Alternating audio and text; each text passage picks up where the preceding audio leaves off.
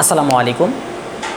আজকে আমি কথা বলবো ডিজিটাল প্রিন্টের যে সাইজগুলো রয়েছে, তো সেই সাইজ বিষয়টা নিয়ে আজকে আমি কথা বলবো এবং সেই রুলগুলো আমি আজকে আপনাকে দেখাবো।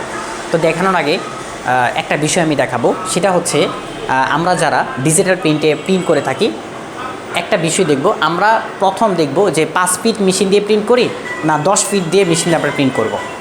এখন কথা হচ্ছে আমরা এই মেশিনটার সম্পর্কে আগে জানবো, দেখব। তারপর হচ্ছে আমরা সাইজ। অনেক কাস্টমার বলে যে আমার পিভিসি লাগবে। তো যখন কাস্টমার বলবে পিভিসি লাগবে, তখন কাস্টমারকে আপনার প্রশ্ন করবে যে আপনার পিভিসির সাইজটা কত। এখন সাইজ বলতে আমরা কি বুঝি? আমরা যখন ট্যাপ নিব হাতে, তখন ট্যাপটায় আমরা প্রতিটা ফিট হিসাবে নিই। তো আপনাকে ফিট হিসাবে কীভাবে নেব? ফিট হিসাবে আপনাকে নিতে হবে যে আপনার হিসাব করব, ফিট কীভাবে হিসাব করতে হয় আমাদেরকে, সেটা যদি আমরা একটু দেখি। আপনাকে অবশ্যই আপনার ক্যালকুলেটর ওপেন করে আপনাকে ধরেন একটা কাস্টমার সেই হিসাব দিল, তার পিভিসি সাইজ হলো 3 ফিট বাই আপনার 5 ফিট। তাহলে 3 গুণ 5 দিলে আমাদের চলে আসে কত? 15। তাহলে 15 স্কোয়ার ফিট। তাহলে ওই 15 স্কোয়ার ফিট আমাদের যদি 15 টাকা করে স্কোয়ার ফিট যদি থাকে, তাহলে 15 স্কোয়ার ফিটে আমাদের চলে আসতেছে মাত্র 225 টাকা। তো এইভাবে কিন্তু আমরা হিসাবটা মূলত করে থাকি।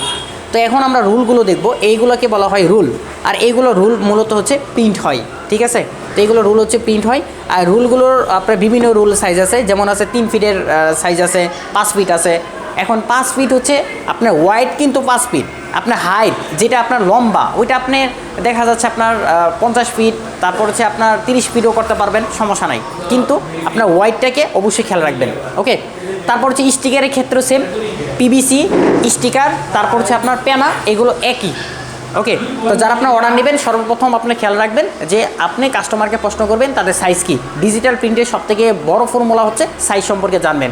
সাইজ সম্পর্কে জানার পরে আপনি যেই সাইজটা বলবো, ধরুন 10 ফিট বাই 8 ফিট, তাহলে 10 গুণ 8 দিবেন, তাহলে যে এটা আসবে এটা কিন্তু স্কোয়ারের মাপ চলে আসবে। তারপর স্কোয়ার মাপ আসলে গুণ দিয়ে আপনি যে প্রাইসটা আছে সেই প্রাইসটা আপনি দিয়ে কাস্টমারকে দামটা বলে দেবেন, বাস, তাহলেই হয়ে যাবে।